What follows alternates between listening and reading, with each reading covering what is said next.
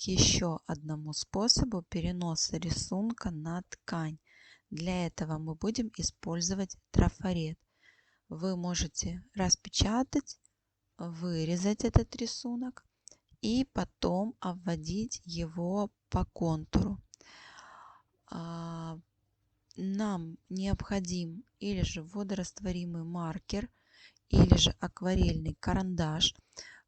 Каждый раз не забывайте тестировать, смывается карандаш, не смывается на новой ткани, потому что иногда, например, если даже вы возьмете тот же желтый, да, карандаш, он может не смыться с какой-то ткани, или же если вы купили какие-то новые карандаши, которые вы не пробовали раньше, может быть какой-то пигмент, который может не смыться с ткани. Поэтому все тестируйте, чтобы у вас потом не было каких-то сюрпризов.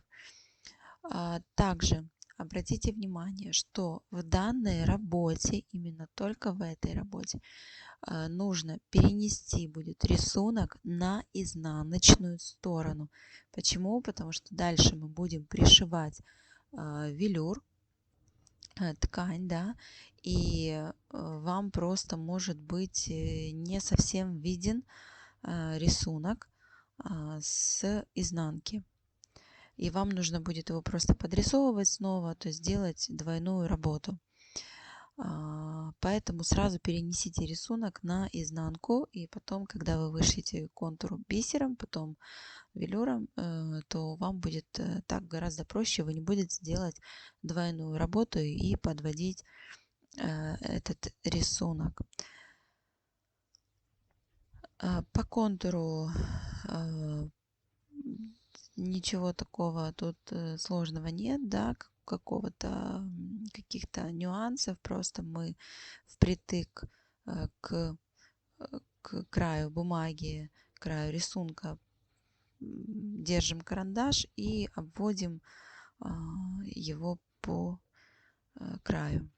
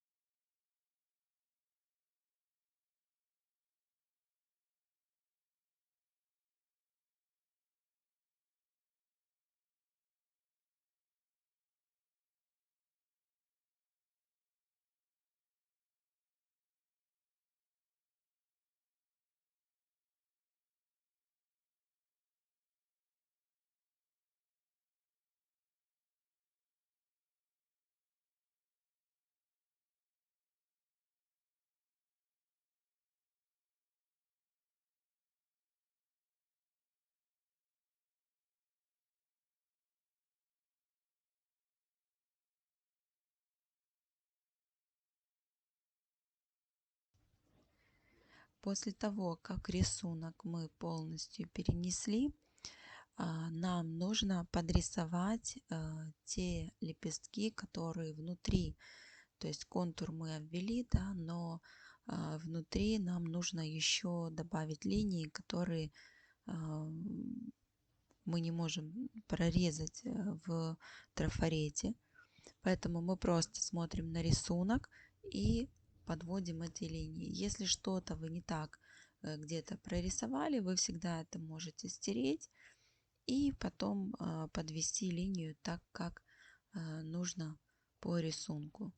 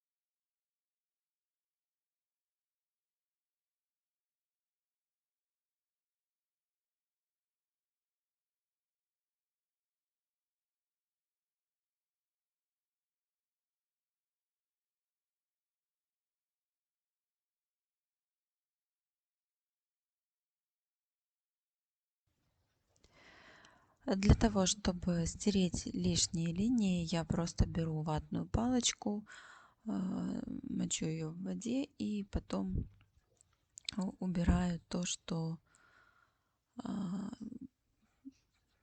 мне не нужно.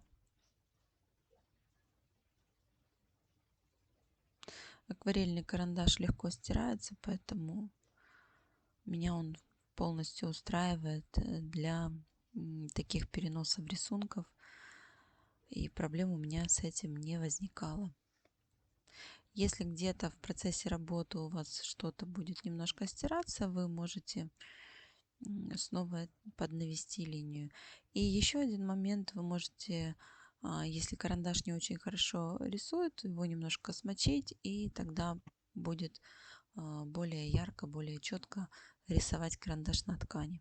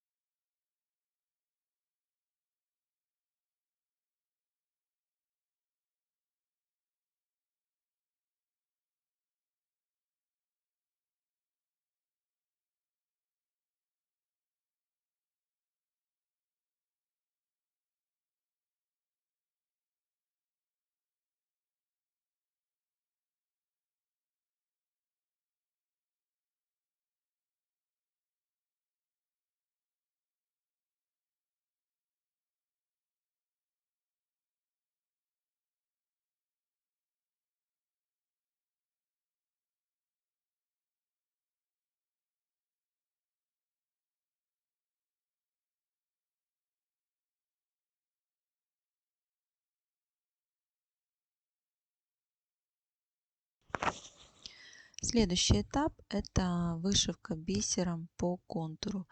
Нам нужно весь контур обшить бисером. Я набрала на нить бисер, у меня 8 номер. Вы можете брать и 10, но я взяла 8 для того, чтобы объем в этой аппликации был больше. То есть чем больше бисеринка у вас, которую потом, да, обтягивает ткань, тем больше у вас будет объем. Учитывайте этот момент. То есть вы можете взять и 6 номер бисера, и тогда край у вас будет еще крупнее. Вы можете, например, в каких-то аппликациях брать там 6, в каких-то 4, в каких-то 8 номер бисера или там 10. И таким образом вы будете регулировать объем рельефа, который у вас будет получаться.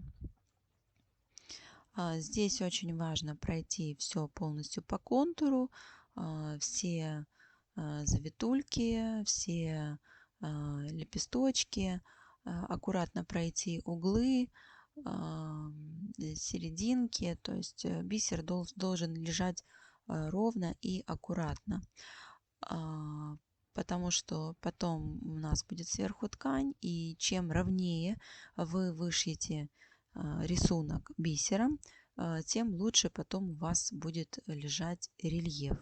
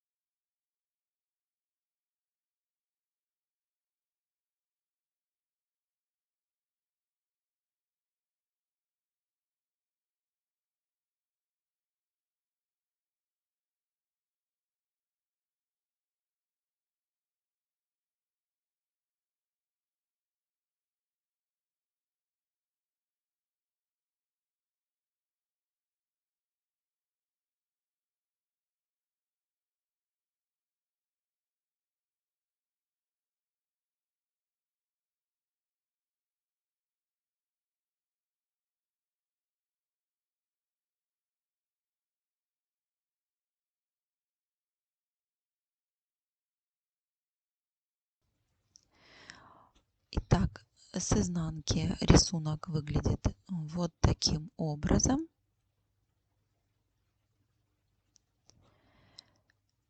И с лицевой стороны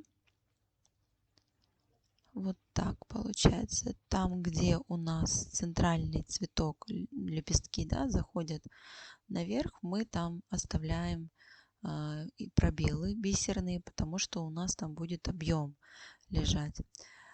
Что мы делаем далее? Я взяла бархат, у меня стрейчевый бархат. Вы можете взять и не стрейчевый, то есть здесь особого значения это не имеет. Мы должны лицевой стороной наверх положить бархат изнанкой на ткань, на вышитую уже аппликацию и подколоть это все по краю булавками. Обратите внимание, что чем ближе к самому рисунку будет у вас подколота ткань, тем лучше, легче вам будет вышивать, потому что чем дальше ткань, тем сложнее будет вам вытягивать крючок, так как пространство, да, между велюром и вашей базой будет достаточно большим, и просто можно часто цеплять крючок. Ткань мы равномерно растягиваем. Не старайтесь ее специально как-то сильно натягивать, растягивать, вытягивать. Вы ее просто аккуратно, ровненько распределяете, чтобы у вас не было каких-то морщин по центру. Просто аккуратно мы ее растягиваем, подтягиваем и прикалываем булавочками.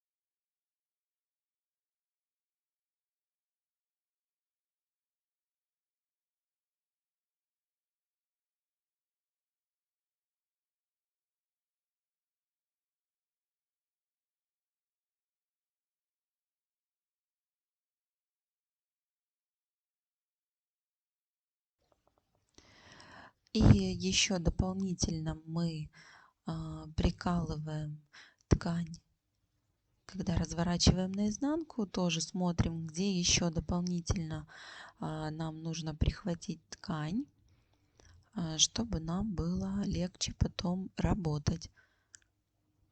То есть чем больше будет места, где ткань подкалывается, тем легче нам потом работать. По ходу работы вы потом всегда лишние булавки можете убрать, чтобы они вам не мешали. И после того, как вы ткань всю подкололи, лишнее потом необходимо срезать, чтобы оно не висело и не мешалось вам.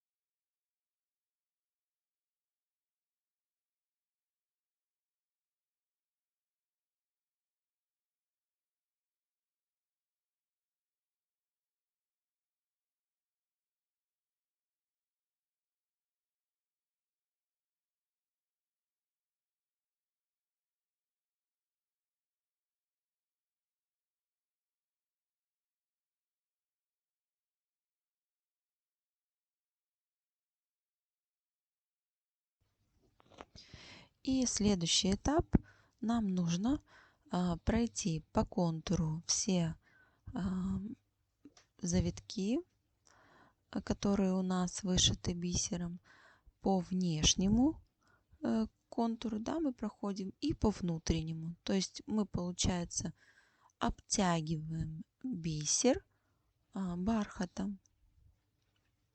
Как вы понимаете, это можно делать не только с бархатом, это можно брать и другую ткань, да, и создавать этот объем. То есть сама техника будет применима и с другими тканями.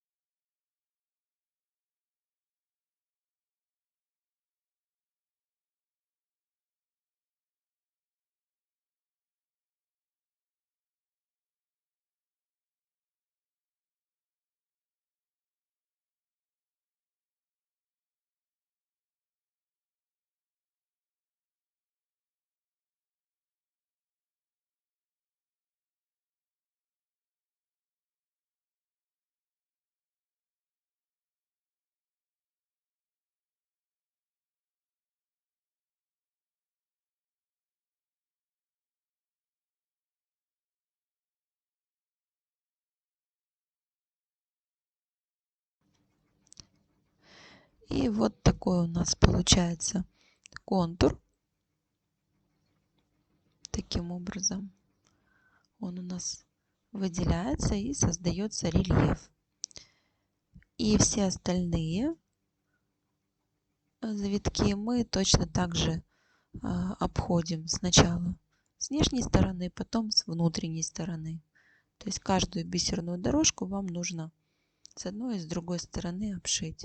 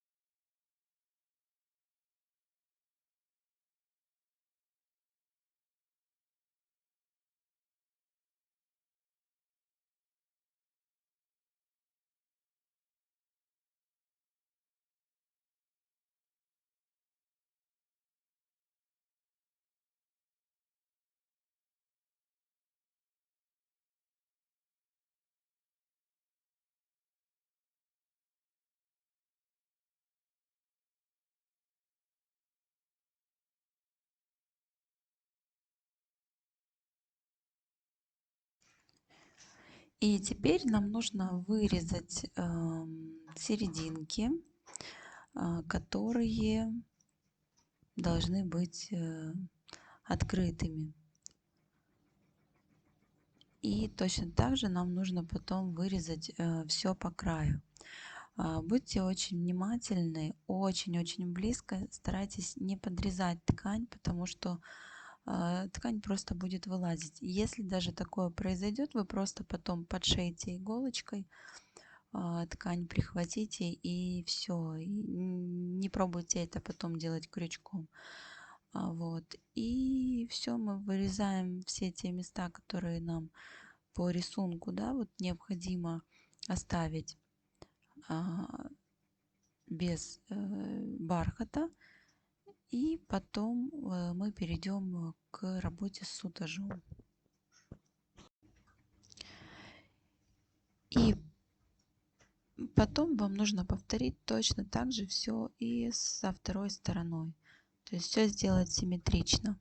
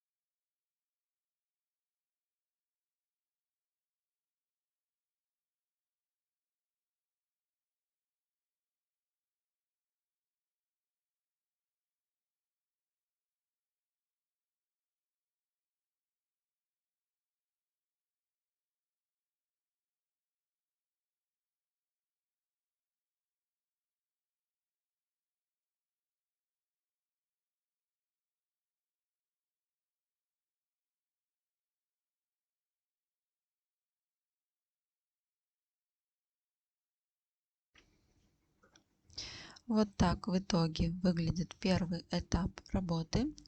И теперь можно переходить к пришиванию сутажа.